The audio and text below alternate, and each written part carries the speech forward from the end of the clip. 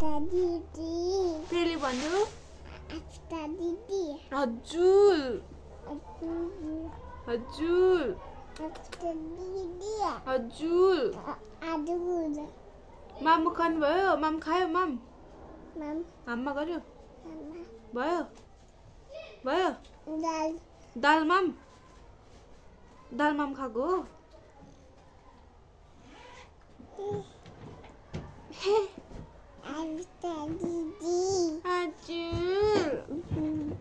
के छ तानी भन न ठिकै छ बाबु भन न तिमीले बाबु हजुर के छ तानी भन न तिमीले तिमीले के भन छ त नि ठिक छ हुन्छ ठिक छ अनि दिदी खै नानी खै नानी इकुल गई इकुल अनि बाबु खै त नानी इबान खै इबान दादा दादा इबान दादा खै स्कुल जानुभयो दादी खै त दादी कहाँ